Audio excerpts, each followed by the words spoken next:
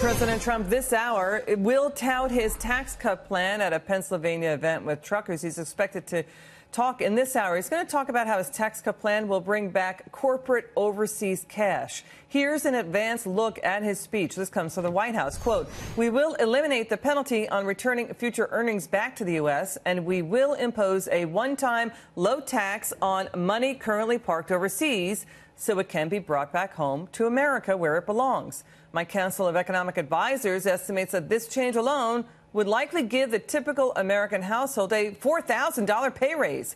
Estimates show that more than $2.5 trillion is stashed overseas. Some estimates from Moody's put it at $1.3 trillion, though some estimates have it higher. That money not subject to U.S. taxes unless it is brought back home. That's about, if you look at $2.5 trillion, that number alone, that's about a seventh of the U.S. economy, nearly 3.5 times what it was in 2008. But despite their swelling coffers of cash overseas, capital spending by U.S. companies, look at this, dropped by almost a fifth last year to just $727 billion. I say just because it's been a lot higher in years past. Let's bring in Joe the Plumber, Joe Wurzelbacher, with me now. Good to see you, Joe. Hey, Liz. What do you think of the president's corporate tax cut plan? I think it's great. I mean, whenever you cut taxes, good things happen for American people. There's a standard of living that I like, and there's a standard of living that most middle-class Americans like, and they want to be able to keep that standard of living. Whenever you start raising taxes, it hurts that standard of living.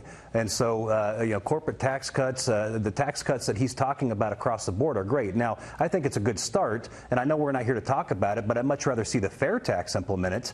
I've always hated the name of fair tax because you and I are adults and we know life is not fair. But I think what Donald Trump is doing is a good start in the right direction. You know, D.C. has been in such a bubble. Some stats show that D.C. per capita, the income in Washington, D.C., that area, the metro area, is higher than Silicon Valley by some estimates due to all the government spending. Now, here's the thing. If you cut the corporate tax rate, that means people, who run businesses will feel, oh, it's amenable. It's nicer and more comfortable to keep the money here and grow the business here. And you know what's really interesting, Joe? Silicon Valley tech companies, Apple, Google, Microsoft alone, they're hoarding $464 billion. They got a lot of money overseas, Joe. Well, absolutely. And quite frankly, they do that for one reason. It costs too damn much money to do business here in America. And the Republicans are just on the hook as much as the Democrats are for this one. It costs a lot of money to do business. And when you're a business owner, you want to make money. You want to provide for your family. You want your employees to make money. And so when it becomes cheaper to do business overseas, we've failed here. Our politicians have failed. When they're sitting there, they're supposed to be good stewards of our tax money. And when they're giving colleges all kinds of different money to do studies that we don't care about. I mean, one study I read about, they're studying homosexuals' love life in South America.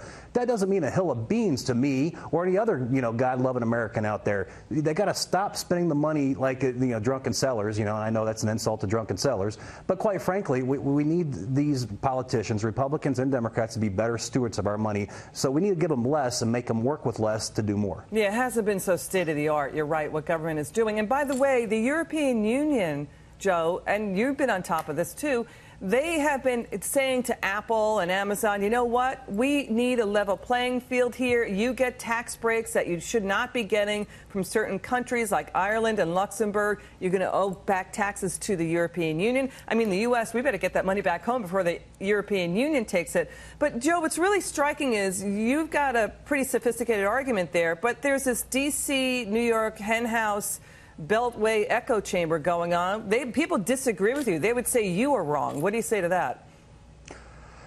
Well, if you bring that money back, say the business owners decide just to keep it and they put it back into there, that actually helps the people with 401ks. That helps their retirement. So in essence, it is helping middle class. But these people didn't get in business because they're stupid. They're smart. So they're going to reinvest that money into their businesses and their core businesses, and they're going to create more jobs, more revenue. You're going to have more people having a better standard of living.